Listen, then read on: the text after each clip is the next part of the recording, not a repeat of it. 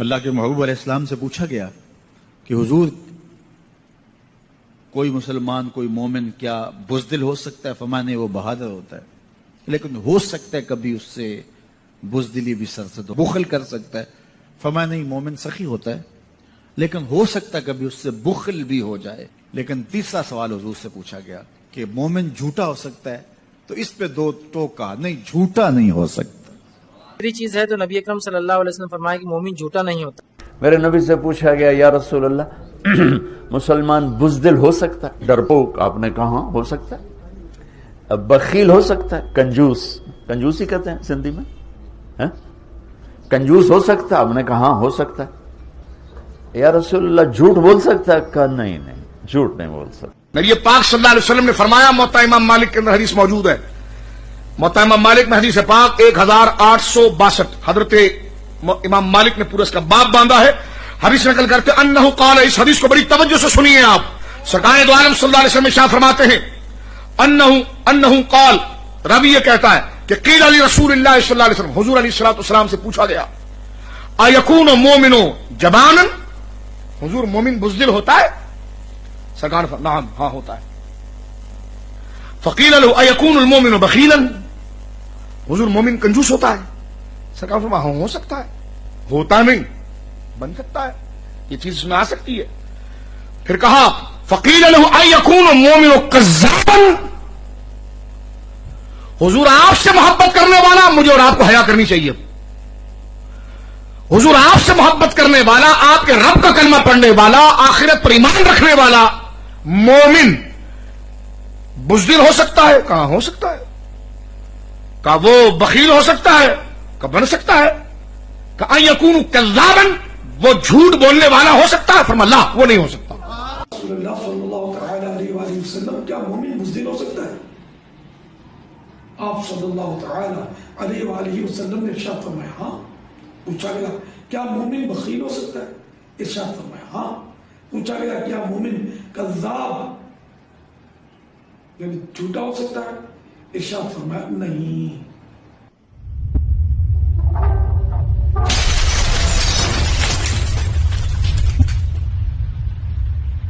السلام علیکم ورحمۃ اللہ وبرکاتہ۔ الحمدللہ رب العالمین، والصلاة والسلام علی اشرف الانبیاء والمرسلین، نبینا محمد وعلی آلہ وصحبہ اجمعین، اما بعد، اعوذ باللہ من الشیطان الرجیم، بسم اللہ الرحمن الرحیم۔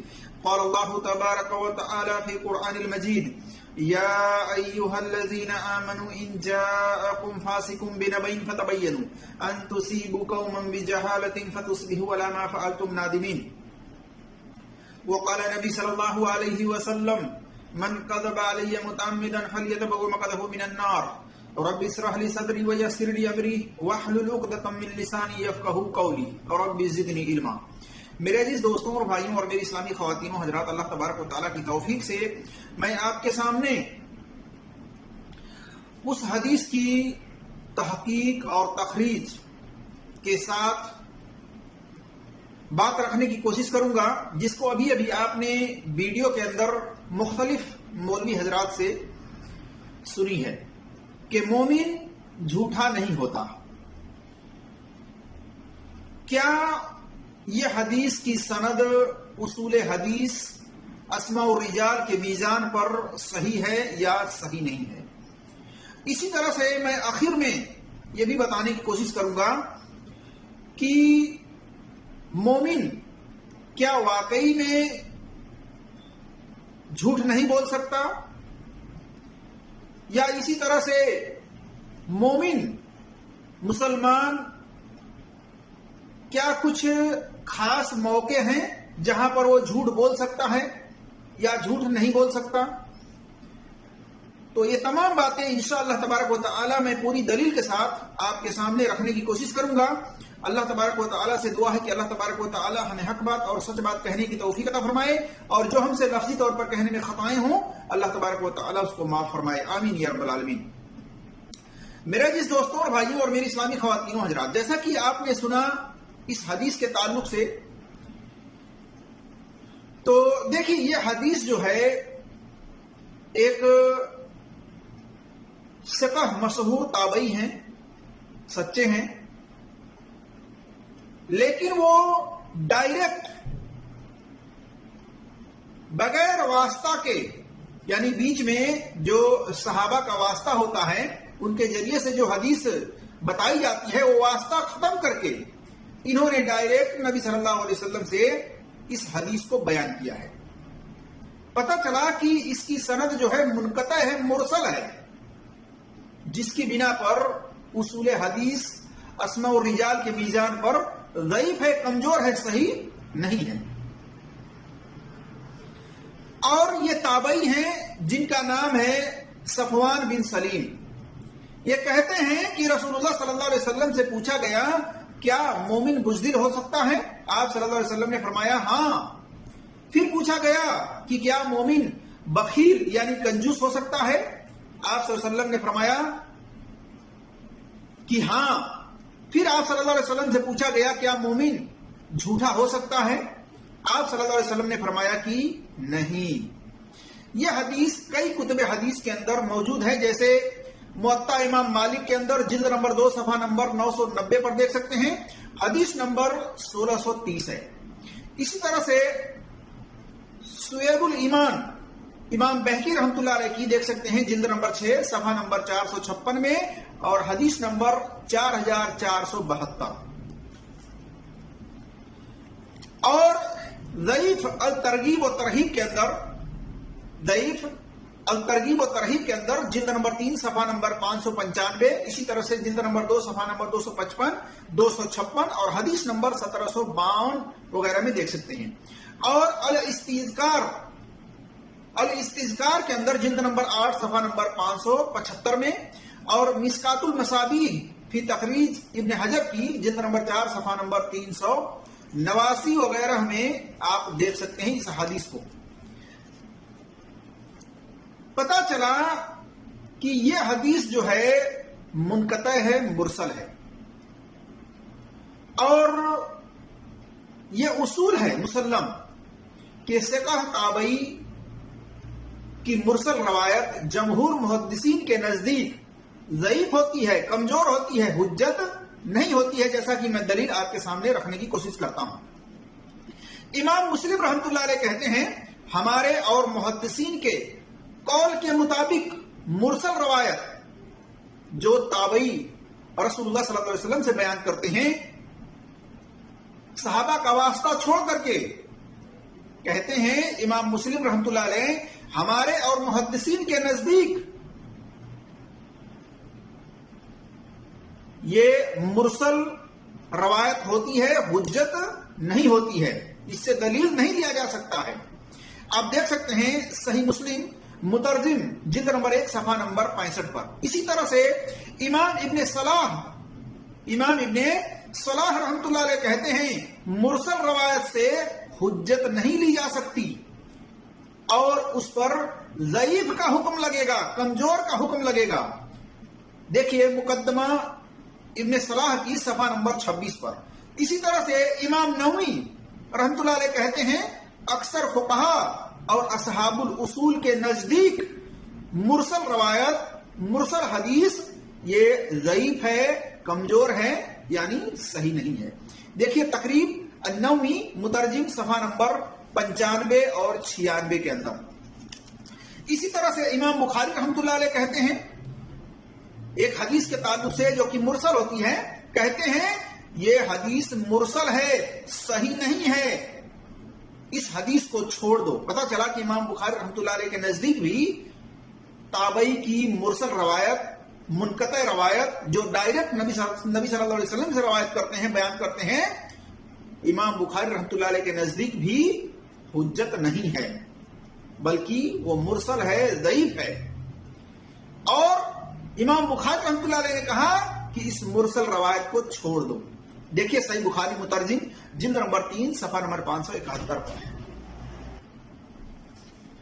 تو میرے عزیز دوستوں اور بھائیوں، پتہ چلا کہ جس حدیث کو دلیل بنا کر کے یہ مولوی حضرات اکثر و بیشتر بیان کرتے ہیں اس حدیث کو کہ مومن جھوٹا نہیں ہو سکتا، مومن جھوٹ نہیں بول سکتا، تو یہ اپنی تمام سندوں کے ساتھ اصول حدیث اسماء الرجال کے میزان پر یہ ضعیف ہے یعنی صحیح نہیں ہے.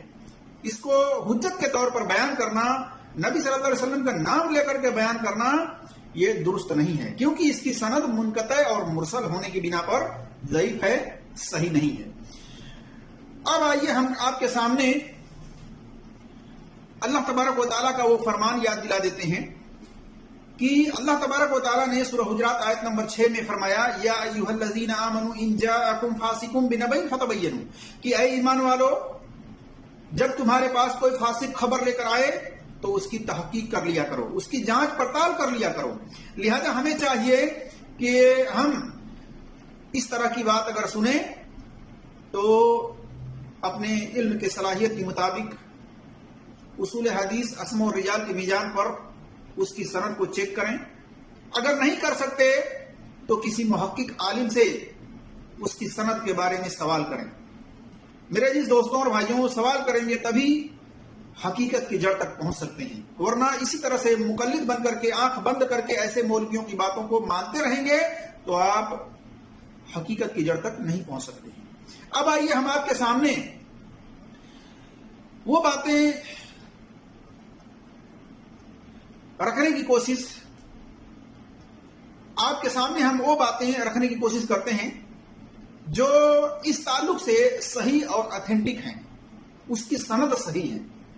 تو اس بارے میں ایک بات تو یہ جان لیجئے کہ عام طور سے جھوٹ بولنا، چاہے وہ مسلمان مرد ہوں، چاہے وہ مسلمان عورتیں ہوں، چاہے مسلمان بچے ہوں، چاہے جوان ہوں، چاہے بوڑھے ہوں، کوئی بھی ہو، اس کے لیے عام طور سے جھوٹ بولنا جائز نہیں ہے. لیکن کچھ ایسے موقع ہیں، کچھ ایسے خاص موقع ہیں جہاں پر ضرورت کے تحت، حکمت کے تحت جھوٹ بولا جا سکتا ہے اور بولنا ثابت ہے. عام انسان تو عام انسان، پیغمبر بھی حکمت کے تحت ظاہری طور پر ان سے جھوٹ بولنا ثابت ہے، ظاہری طور پر، لیکن حقیقتاً وہ جھوٹ نہیں ہوتا ہے. آئیے ہم اس تعلق سے ابراہیم علیہ السلام کے تعلق سے بتلاتے ہیں. جیسا کہ آپ جانتے ہیں، مشہور واقعہ ہے کہ ابراہیم علیہ السلام نے حکمت کے تحت ظاہری طور پر 3 مقامات پر، 3 ایسے موقع تھے جہاں پر ابراہیم علیہ السلام نے جھوٹ بولا تھا. جیسا کہ ابو ہریرہ رضی اللہ تعالیٰ عنہ بیان کرتے ہیں، کہتے ہیں لم یکذب ابراہیم علیہ السلام الا 3 کذبات، کہ ابراہیم علیہ السلام نے 3 مرتبہ جھوٹ بولا تھا، 2 ان میں سے خالص اللہ تبارک و تعالیٰ کی رضا کے لیے، اور ایک تو ان کا کہنا یعنی بطور توریہ کے کہ میں بیمار ہوں. یعنی جب ابراہیم علیہ السلام کو کفار مکہ نے، بت پرستوں نے کہا کہ آپ ہمارے ساتھ چلیے، میلے میں، بازار میں لے جانا چاہتے تھے، تو انہوں نے کہا کہ میں بیمار ہوں، یعنی میں نہیں جا سکتا. لیکن اس کی حکمت کیا تھی؟ حالانکہ ابراہیم علیہ السلام بیمار نہیں تھے، لیکن وہ حکمت کے تحت انہوں نے جھوٹ بولا کیا کہ میں بیمار ہوں. اور حکمت کیا تھی کہ وہ جن بتوں کی عبادت کرتے تھے بت خانے کے اندر، ان بتوں کو توڑنا مقصد تھا ان کا. ان بتوں کو انہوں نے توڑا اور بڑے بت کے کندھے پر لیا کر کے ہتھوڑا انہوں نے رکھ دیا. جب وہ بازار سے لوٹے، میلے سے لوٹے، تو انہوں نے دیکھا کہ بت خانے کے اندر تمام بت ٹوٹے پڑے ہیں، ایک بت صحیح سلامت کھڑا ہے، اس کے کندھے پر کلہاڑی رکھی ہوئی ہے. تو ان کو شک ہوا کہ کہیں یہ کام وہ شخص کا تو نہیں ہے جو ان کے خلاف بولا کرتا ہے. تو ابراہیم علیہ السلام پر شک گیا ان کا، اور ابراہیم علیہ السلام کو انہوں نے بلایا اور کہا کہ ابراہیم کیا تم نے یہ کام کیا ہے؟ تو انہوں نے کہا کہ یہ جو بڑا بت ہے نا، جس کے کندھے پر کلہاڑی ہے، اس سے پوچھو، اگر یہ بول سکتا ہے، اگر یہ جواب دے سکتا ہے، یہ سن سکتا ہے، تو اس سے پوچھو کہ کس نے کیا ہے. تو بڑے افسوس کے ساتھ انہوں نے کہا کہ ابراہیم تم تو جانتے ہو کہ یہ بول نہیں سکتے، جواب نہیں دے سکتے، سن نہیں سکتے. تو ابراہیم علیہ السلام نے کہا کہ افسوس ہے تم پر کہ تم ایسے بتوں کی عبادت کرتے ہو جو نہ سن سکتے ہیں، نہ دیکھ سکتے ہیں، نہ جواب دے سکتے ہیں. تو یہاں پر انہوں نے ابراہیم علیہ السلام نے حکمت کے تحت جھوٹ بولا تھا. اسی طرح سے ابراہیم علیہ السلام نے ایک اس موقع پر جھوٹ بولا تھا کہ جب ابراہیم علیہ السلام جا رہے تھے، ایک بادشاہ تھا، اس کے سلطنت کے اندر پہنچے، اپنی بیوی کے ساتھ پہنچے، ان کی بیوی بھی ان کے ساتھ تھی. تو بادشاہ کے آدمیوں نے کہا کہ یہ کون ہے؟ تو انہوں نے کہا تھا کہ اختی، یہ میری بہن ہے. حالانکہ وہ بیوی تھی لیکن انہوں نے بہن کہا. یہاں پر بھی انہوں نے جھوٹ بولا، لیکن یہاں پر بھی حکمت کے تحت. ابراہیم علیہ السلام نے اس 3 مقامات پر جھوٹ بولا تھا، اور ابراہیم علیہ السلام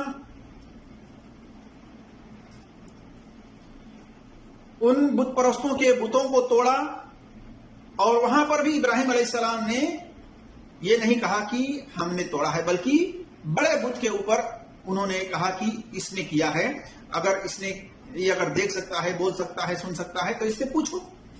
تو بہرحال ان 3 مقامات پر ابراہیم علیہ السلام حکمت کے تحت ظاہری طور پر جھوٹ بولا تھا، لیکن حقیقتاً اس کو جھوٹ نہیں کہا جا سکتا.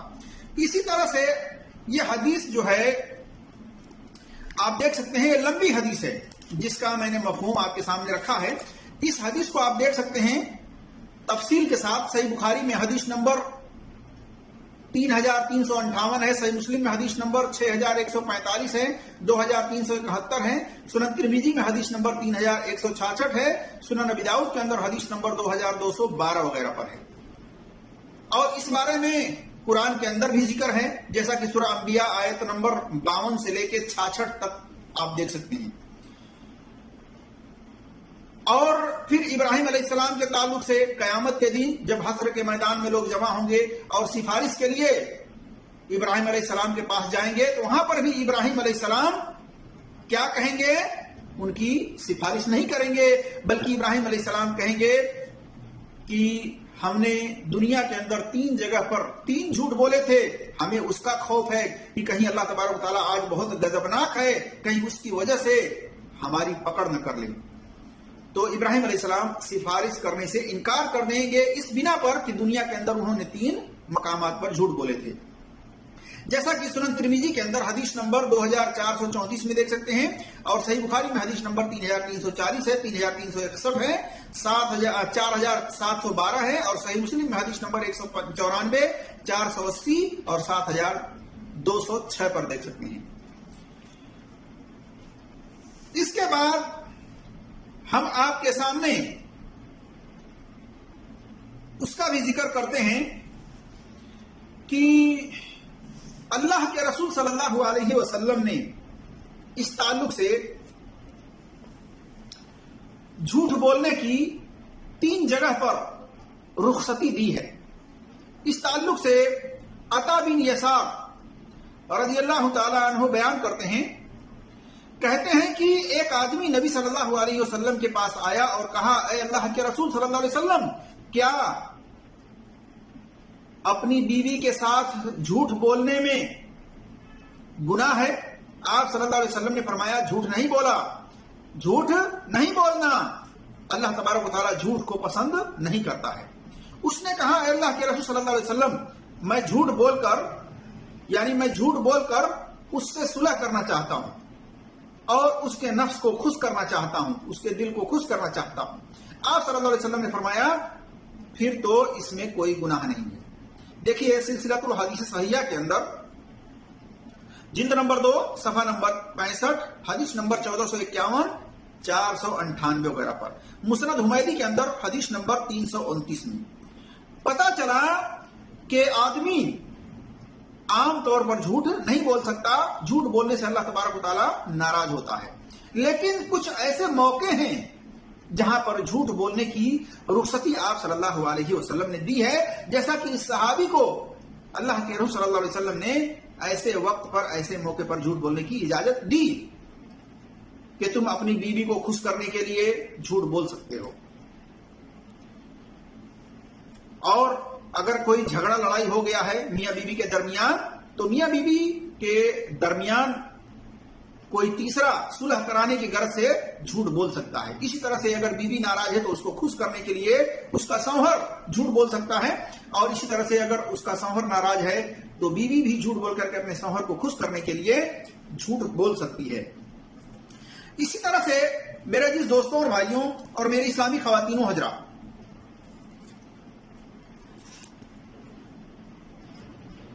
اسماء بنت یزید رضی اللہ تعالی عنہا بیان کرتی ہیں کہ رسول اللہ صلی اللہ علیہ وسلم نے فرمایا 3 جگہوں کے علاوہ کہیں جھوٹ بولنا حلال نہیں ہے.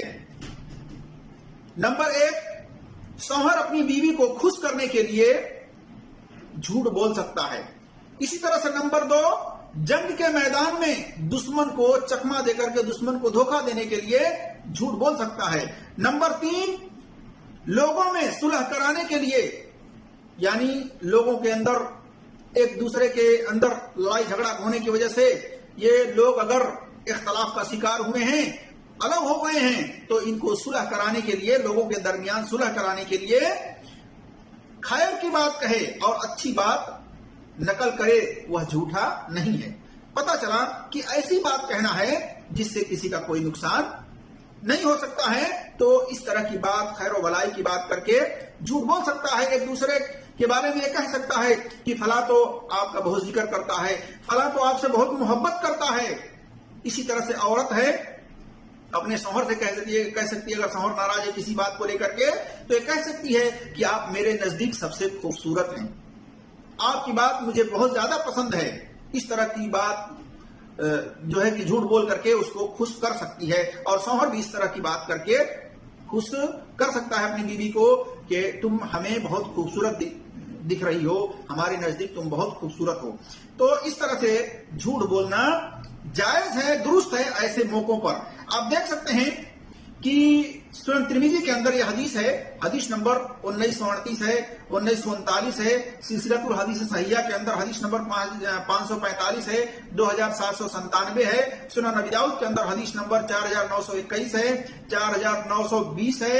اسی طرح سے صحیح مسلم میں حدیث نمبر 2605 ہے اور 6633 ہے. صحیح بخاری میں حدیث نمبر 2692 ہے.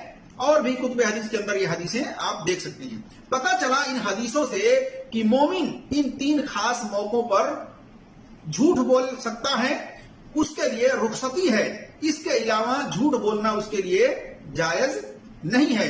لیکن جس حدیث کو مولوی حضرات دلیل بنا کر کے کہتے ہیں کہ مومن جھوٹ نہیں بول سکتا، مومن جھوٹا نہیں ہوتا، وہ دلیل اصول حدیث اسماء و رجال کے میزان پر اس کی سند صحیح نہیں ہے. اس کو دلیل میں پیش کرنا، حجت بنانا، یہ درست نہیں ہے. اللہ کے رسول صلی اللہ علیہ وسلم کی طرف ایسی بات منسوب کرنا جو سند کے اعتبار سے صحیح نہ ہو اور یہ جانتے بوجھتے کہ یہ صحیح نہیں ہے، اس کے لیے وارننگ ہے.